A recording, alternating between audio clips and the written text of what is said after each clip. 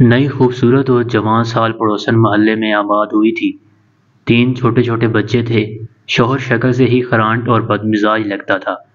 پڑوسن کی صورت دیکھ کر ہی محلے کے مردوں کی تمام تر ہمدردیاں خاتون کے ساتھ ہو گئیں۔ خاتون نے آہستہ آہستہ محلے کے گھروں میں آنا جانا شروع کیا۔ شیخ صاحب اور مرزا صاحب کو اپنی اپنی بیگمات کے توسط سے پتہ چلا کہ نئی پڑوسن کا شوہر تند خو اور شکی ہے۔ خاتون شوہر سے کافی ڈرتی ہیں۔ یہ سنتے ہی دونوں مرد حضرات کی نگاہیں آسمان کی طرف اٹھ گئیں۔ دل ہی دل میں شکوہ کہہ لیا کہ یا اللہ کیسے کیسے ہیرے نہ قدروں کو دے دیے ہیں۔ ایک دن نئی خوبصورت پڑوسن سبزی والے کی دکان پر شیخ صاحب کو ملی۔ خود ہی آگے بڑھ کر سلام کیا۔ شیخ صاحب کو اپنی قسمت پر ناز ہوا۔ خاتون نے کہا شیخ صاحب برا نہ مانے تو آپ سے کچھ مشورہ درکار ہے۔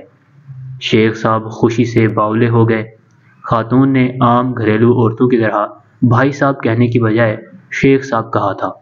شیخ صاحب نے دلی خوشی چھپاتے ہوئے نہایت متانت سے جواب دیا جی فرمائیے۔ خاتون نے کہا میرے شوہر کام کے سلسلے میں اکثر شہر سے باہر رہتے ہیں۔ میں اتنی پڑھی لکھی نہیں، بچوں کے اسکول کے ایڈمیشن کے سلسلے میں رہنمائی درکار تھی۔ خاتون نے کہا کہ یوں سڑک پر کھڑے ہو کر بات کرنا مناسب نہیں۔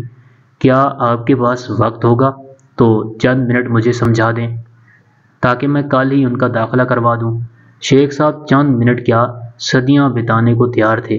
فوراً کہا جی ضرور آئیے۔ شیخ صاحب خاتون کے ہمراہ چلتے ہوئے گھر میں داخل ہوئے۔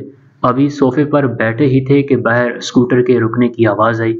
خاتون گھبرا گئی۔ یا اللہ میرے شوہر آ گئے، انہوں نے تو میرا اور آپ کا قتل ہی کر دینا ہے۔